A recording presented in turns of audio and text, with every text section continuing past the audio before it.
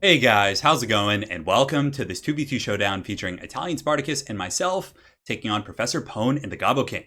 So we're back with another theme match. It's going to be the Lizardmen versus Skaven. We figured they had a bit of a history together, so it would be a fun one.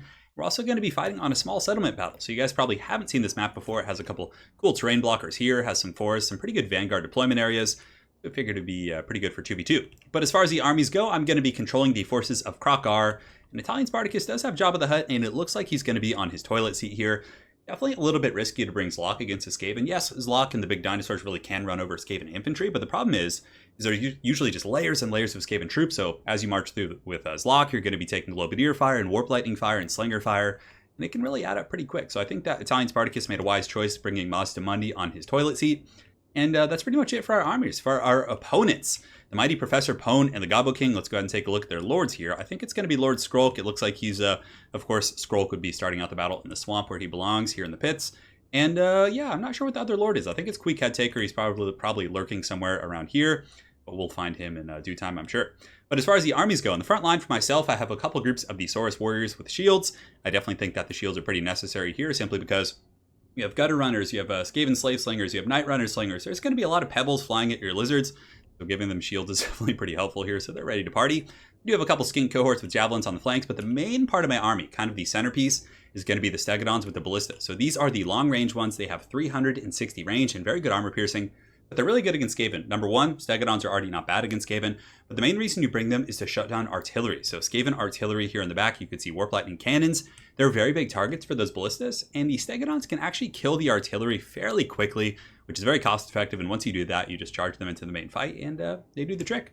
In the back, I do have two Cold One Spear Riders, Heavens Caster. It looks like a Skink Priest with Heavens, Krokar with all of his goodies, and that's pretty much it for my force. Pretty small little army here. Of course, very thematic for the Lizardmen, I'm sure. Although I guess they could bring like hordes of skinks and stuff like that.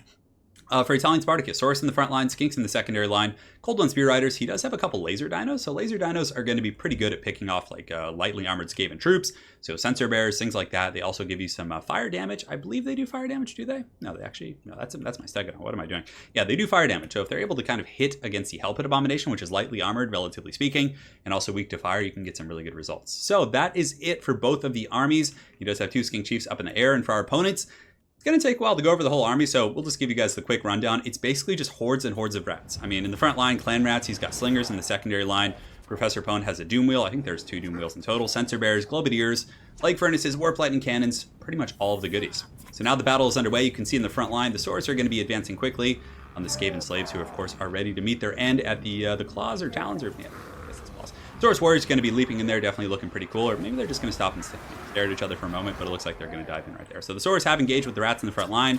The entire Lizardman battle line is basically collapsing on the Skaven right now.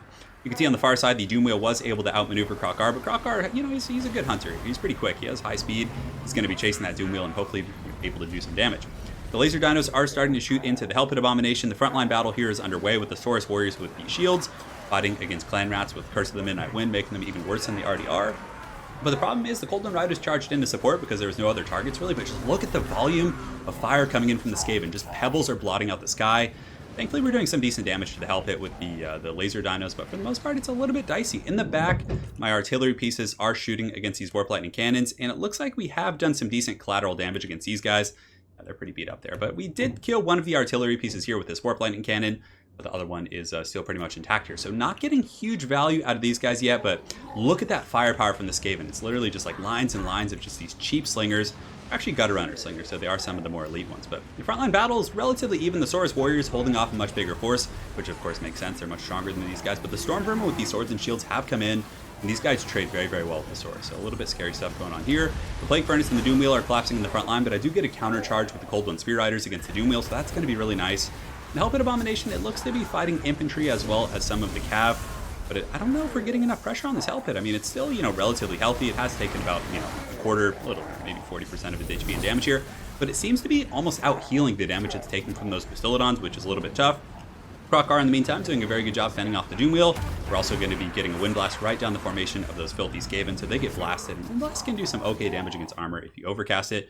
You can see it's just making a bloody mess of things in here. These Storm Vermin and the Plague Monks, Sensor Bears actually can do huge damage against my infantry here. And they also do have the leadership penalty when they hit things. So these Saurus are wavering, and now they're terrified. So very good leadership bomb here from the Skaven in the front line. And things are getting a little bit messy as the dreaded 13th spell is cast on top of Krokgar. And those halberds are probably just going to engage in the front line versus Saurus, but it does kind of force me back there. In the meantime, I did call for healing from the mighty Italian Spartacus. He does drop an Apotheosis in just a second, if I'm not mistaken. There it is. And this side of the battlefield's going a little bit better. You can see the Saurus are kind of collapsing, overwhelming the clan rats. There are some sensor bears here, but the Saurus warriors plus these calves should be able to chase these guys off. And of course, there's collapsing skinks. There's all kinds of madness going on.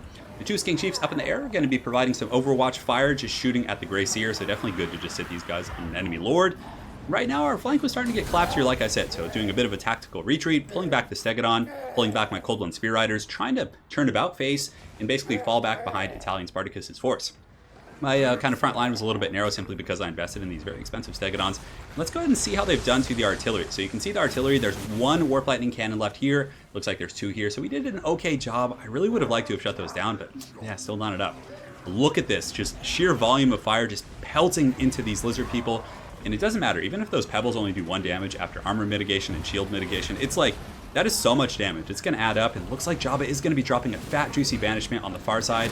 Those Skaven slaves and the Skaven slave slingers just taking massive amounts of damage there. So, at the very least, we did shut down a pocket. Granted, it was probably only like 600 gold in total, but not bad at all. So the skinks, I think, do have shields. Yeah, they do have bronze shields, so at least they can take that fire a little bit. You can see the Cold One Spear Riders are basically just being horribly broken off by that Overwatch fire, which is pretty insane. Here's kind of the main battlefield. You can see Jabba the Hutt and Krokgar are in a desperate fight right here, just surrounded, using their Temple Guard. But Krokgar with the steel dinosaur claw coming down on that Doom Wheel, doing massive damage. So Krokgar a little bit confident now. It's going to be charging into the Skaven ranks, trying to shut down the Globadiers here. You can see he's going to be dropping some heavy headbutts right there, but I think his hubris might have gotten the best of him. You can see that Krokgar has advanced in the back line, so spears and Globadiers and the Skavens just have layers and layers, and all of a sudden Gobbo King and Professor Pone laying in massive fire. So I do pop the Sacred Spawning as well as the Swiftness to try and get away and get that physical resist. But man, I just got punished so hard for overextending there. So that was a huge mistake. Krokgar taking Warp Lightning shots. He's at 800 HP. We do have the Harmonic Convergence to help against melee attacks, but Cold Blood going down to try and save him. But that was a really, really bad situation. And for the first time in the battle, the bounce power does shift. Jabba the Hutt standing strong with his Temple Guard over here, dropping some hot magic here on his Storm Vermin. But the Temple Guard are pretty much surrounded.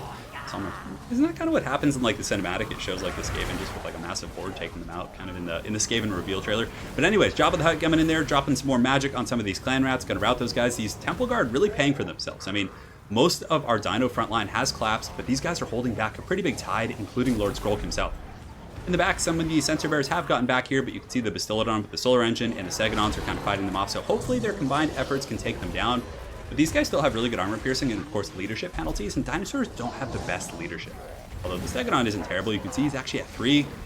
Some of these rallying Saurus warriors are probably going to be the Saurus warriors are going to be the saving grace, and hopefully we'll be able to clean up these rats with some of their spinning attacks and all kinds of fun stuff like that. But yeah, we're able to fend off the Sensor Bears and keep the Stegodon fighting, which is really important. In the meantime, Krokgar's just trying to find a target to be helpful. He is out of range of most of the slingers, but the Warp Lightning cannons, we weren't able to get those guys down. And we are now, unfortunately, paying the price for not being able to take out those cannons. And you can see they are going to be blasting Krokgar. I think in total there's 3 of them left. Let's go ahead and take a look. So I think this one has 1 and this one has 1. So there's only 2.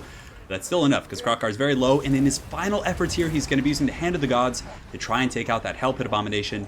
Hand of the Gods, I think, does magic damage. I don't think it does fire. And the Hell Pit Abomination, unfortunately, is too horrible to die or something like that. The rats emerge. Too horrible to die, and it does heal up. So unfortunately, that did proc its heal, and we weren't able to Alpha Strike it. Sometimes if you can, get a Hell Pit Abomination with a big burst of damage, you can avoid that heal, but alas, we did not. You can see Lord Skrulk is going to be chasing Jabba the Hutt. He does summon some rats, some of these clan rats. But I found that the summon clan rats, honestly, disappear so quick before they can do much, but I guess with Stand Your Ground, giving them leadership and melee defense, and the Hell Pit Abomination coming in for Jabba the Hutt, it's looking very grim for the Lizardmen leadership. But oh, look at that! Jabba the Hutt is just doing 360 spins, and he's just gonna pile drive this thing. So the Hell Pit Abomination gets slammed. That should be like an instant kill if that happens. That should just be GG Hell Pit. You're done for.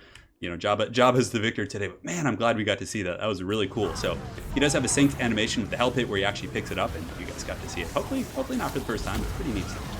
So Lord Mazdamundi is going to be popping Cold Blood, Rod of Corruption going down from Skrulk, but very well played by Italian Spartacus, also popping the Shield of the Old Ones to give some magic resist, but it's looking a little bit dicey. I think Skrulk also does magic damage himself, so that's going to give Mazdamundi 44% additional resistance against Skrulk. I think that's one of the main reasons he was able to survive here. You can see Skrulk's attack not doing much damage, Also, the Doom Wheel does do some magic damage with its blast, but Jabba's trying to get away. There are some Skink Chiefs just sitting up here shooting at the Hell Pit Abomination, trying to bring it down.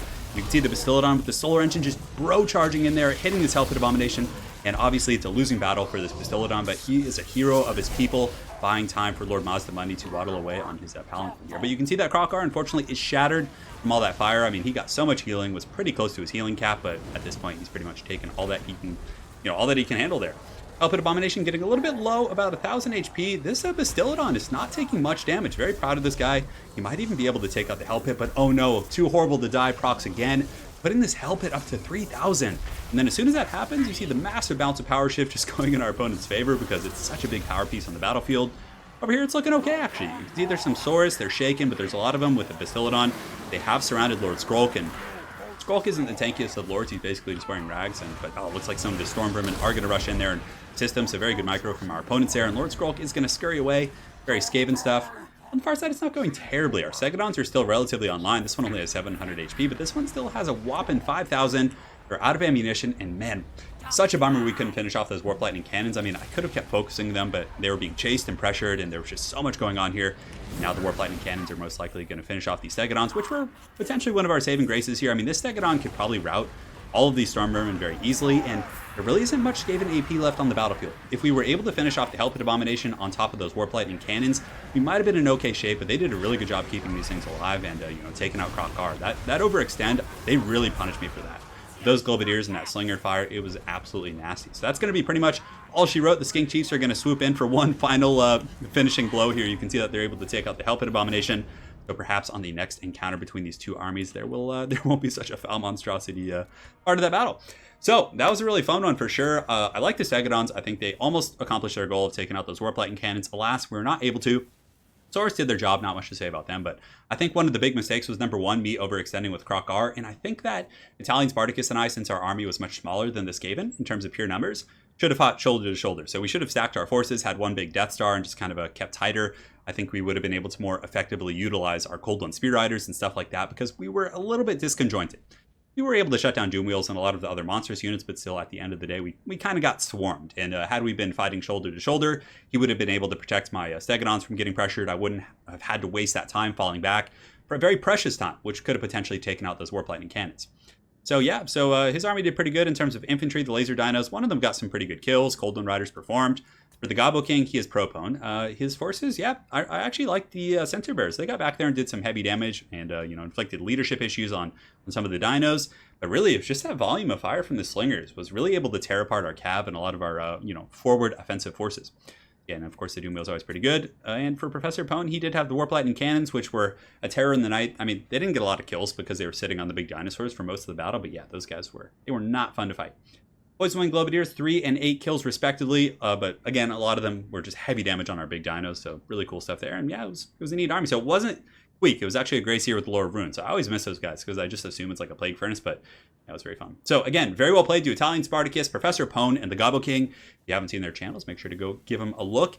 And we will be planning some more thematic battles. I think we're going to be looking at some custom maps. So if you guys have any suggestions for custom maps in the workshop, let us know. We're going to be looking for kind of a big, siege battle, but not like a siege battle as it stands in the vanilla game. More one with like multi-tiered conflict and stuff like that. So thanks again for watching, guys. Hopefully you enjoyed this Lizardmen versus Skaven showdown, and we will see you guys next time.